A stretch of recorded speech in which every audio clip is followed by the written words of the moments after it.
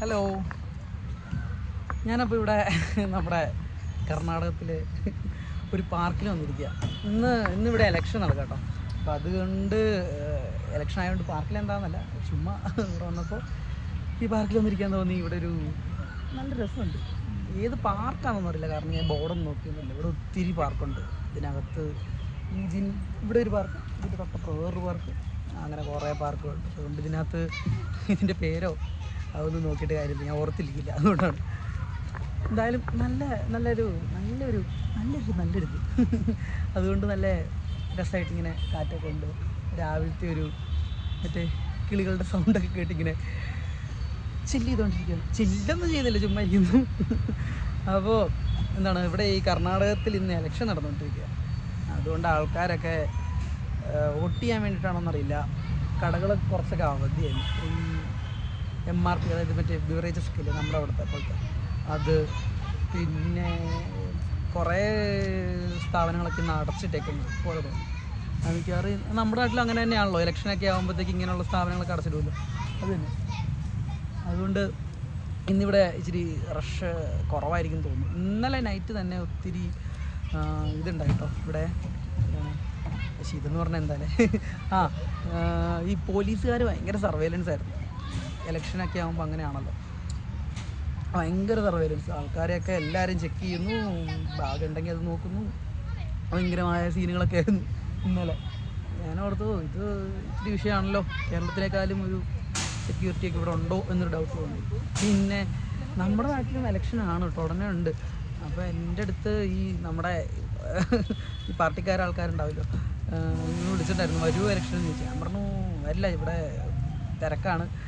ഇവിടെ തിരക്കൊന്നുമില്ല, ചുമ്മാ പറഞ്ഞ തിരക്കാതെയാ പറഞ്ഞു.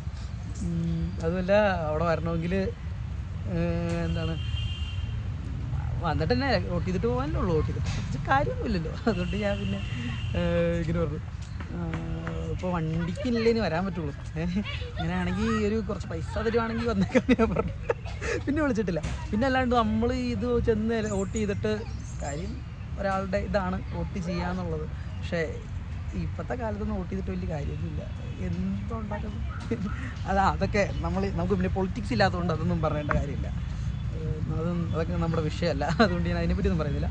എനിവേ, ഞാൻ ഈ പാർക്കിനെ പറ്റി പറയാം. ഇവിടെ തന്നെ ഒത്തിരി ആൾക്കാർ ഇങ്ങനെ വന്നിരിപ്പുണ്ട്.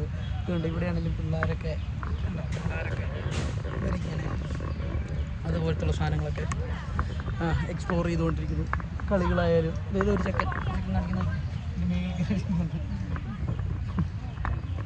അങ്ങനെ പിള്ളേരൊക്കെ ഓരോ സംഭവങ്ങൾ എക്സ്പ്ലോർ ചെയ്തുകൊണ്ടിരിക്കുന്നു. അതുപോലെ രസമാട്ടോ, കുറച്ച് പ്രായമായവരൊക്കെ ഒത്തിരി ഇരിപ്പുണ്ട്. പക്ഷെ ഞാനിവിടെ വേറൊരു സാധനം കണ്ടായിരുന്നു, ഒരു പ്രാവുകൾ ഇങ്ങനെ കുറേ വന്നിരിക്കുന്നത്. ആക്ച്വലി ഞാനതാണ് വീഡിയോ ഓണാക്കിയത്, അപ്പോഴത്തേക്ക് അതുങ്ങൾ പോയി. അയ്യോ, ഇവിടെ കുറേ ഇരിപ്പുണ്ടായിരുന്നു, കുറേ ഒരു 200 എണ്ണം അടുപ്പിച്ച് ഇപ്പോൾ ഇവിടെ ഇരിപ്പുണ്ടായിരുന്നു. ഞാനത് കണ്ടിട്ടാണ് വീഡിയോ ഓണാക്കിയത്. അപ്പോഴത്തേക്കും വീഡിയോ ഓണാക്കിയ ഒരു ഇതൊക്കെ പറഞ്ഞു വന്നപ്പോഴത്തേക്കും പ്രാവുകളൊന്നും കാണാനില്ല. നമ്മുടെ കാര്യത്തിൽ അങ്ങനെയാണ്. ഇത് ഈ സ്പേസിൽ ഒരു 200 പ്രാവുകൾ ഇരിപ്പുണ്ടായിരുന്നു. ഞാനത് കണ്ടിട്ടാണ് സത്യം പറഞ്ഞ വീഡിയോ ഓണാക്കിയത്. അപ്പോഴത്തേക്ക് അത് പറന്നുപോയി. വരുന്നുണ്ട് കാണിച്ചു തരാം. ഇവിടെ എന്തോ ഇതുണ്ടോ, അയ്യോ സോറി, ഇത് വോട്ട് നടക്കുന്നത്. ഇവിടെ അതിൻ്റെ ആൾക്കാരാണ് നിൽക്കുന്നത്, വോട്ട് ചെയ്യാൻ വേണ്ടിയിട്ട് നിൽക്കുന്ന ആൾക്കാരാണ്. ഇപ്പം അയ്യോ ഒത്തിരി പ്രാവുണ്ട് കേട്ടോ. ഞാൻ ഇടയ്ക്കോട്ട് ഒന്ന് കയറി കഴിഞ്ഞാൽ എന്താവുമെന്നറിയില്ല. ഇത് കണ്ടോണം, ഉണ്ടാവുന്നിരിക്കുന്നുണ്ടെന്ന് ഫുള്ള് പ്രാവ്, ഒരു 300. ഇതിൻ്റെ മേളിലൊക്കെ ഇഷ്ടം പോലെ ഉണ്ട്. അയ്യോ, വേറെ ഇതുണ്ടോ, ഇതിൻ്റെ മേളിലൊക്കെ ഇഷ്ടം പോലെ ഉണ്ട്. എൻ്റെ നമ്മുടെ മറ്റേ ഡേർട്ടീമിൻ്റെ ആയിരിക്കും ഓരോ ഒറ്റ കല്ലെടുത്ത് വെറുതെ അറിയത്തില്ല. ഇതുണ്ടല്ലേ. അധികം നേരം പാർക്ക് ചെയ്യുന്നത് ശരിയാവില്ല, കാരണം നമ്മൾ ഈ കപ്പിൾസൊക്കെ വരുമ്പോൾ അവർക്കൊരു ബുദ്ധിമുട്ടാക്കേണ്ടത്. അതുകൊണ്ട് ഞാൻ പിന്നെ പാർക്ക് ചെയ്ത് ഇങ്ങനെ പോകുന്നു. അതുമല്ല, പ്രാവിൻ്റെ അടുത്ത് നിന്ന് കഴിഞ്ഞാൽ ഇനി ശരിയാവില്ല. ഇനി ഞാൻ അതുങ്ങളെല്ലാം ഓടിച്ചു കളഞ്ഞു എന്ന് പറഞ്ഞുകൊണ്ട് എനിക്കല്ല വലിയ പ്രശ്നം. ആ അപ്പോൾ ഞാനിനി റൂമിലോട്ട് പോവാം. അയ്യോ അതിന് മുമ്പ് നിങ്ങളെ ഒരു സാധനം ഞാൻ കാണിച്ചു കേട്ടോ. എനിക്ക് ആദ്യം എന്താണെന്ന് മനസ്സിലായില്ല. ഇവിടെ ഇവിടെയൊക്കെ ഈ MRP എന്ന് എഴുതി വെച്ചിട്ടുണ്ട്. MRP എന്താണ് മാക്സിമം റീറ്റെയിൽ പ്രൈസ് അതാണെന്ന് ഓർക്കും. ശരിക്കും MRP എന്ന് പറഞ്ഞു കഴിഞ്ഞാൽ ഇവിടുത്തെ MRP എന്ന് പറഞ്ഞു കഴിഞ്ഞാൽ എന്താണെന്ന് വെച്ചാൽ കാണിച്ചില്ല. ഇതാണ് ഇവിടുത്തെ MRP. ഇത് അൾട്രാന്ന് എഴുതിയിരിക്കുന്നുണ്ടോ? ഇത് MRP. ഇതെന്ന് പറഞ്ഞു കഴിഞ്ഞാൽ നമ്മുടെ നാട്ടിലെ ബിവറേജസ് ഇല്ലേ, അതിൻ്റെ ഔട്ട്ലെറ്റുകളില്ലേ, നമുക്ക് കുപ്പിയൊക്കെ വാങ്ങിക്കണമെങ്കിൽ മദ്യമൊക്കെ വാങ്ങിക്കണമെങ്കിൽ ഈ നേരെ വന്ന് ഇവിടെ ക്യൂ നിൽക്കുകയൊന്നും വേണ്ട. ഇവിടുത്തെ ഒരു ഇതങ്ങനെ ഒത്തിരി ഉണ്ട് ഇവിടെ ഈ MRPകൾ. ഇപ്പോൾ ഇവിടെ ഒരെണ്ണം കണ്ടു, തൊട്ടപ്പുറത്തെ അവിടെ വേറൊന്നുണ്ട്. അങ്ങനെ ഈ മെഡിക്കൽ സ്റ്റോർ ഇരിക്കുന്നതിലും കൂടുതലായിട്ട് ഇവിടെ ഈ MRPകളുണ്ട്. അപ്പോൾ മദ്യം വാങ്ങിക്കുന്നവന് ഒരിക്കലും ബുദ്ധിമുട്ടരുതെന്ന് എഴുതി കർണാടകക്കാരുടെ ഒരു മനസ്സാണത്. അതുകൊണ്ട് മദ്യം കിട്ടാൻ ഇവിടെ ഒരു പാടുമില്ല. റേറ്റും കമ്പാരിറ്റീവ്ലി നമ്മുടെ നാട്ടിലേക്കാളും വളരെ വളരെ വളരെ കുറവാണ്. അതുകൊണ്ട് അക്കാര്യത്തിലൊരു പ്രശ്നമില്ല.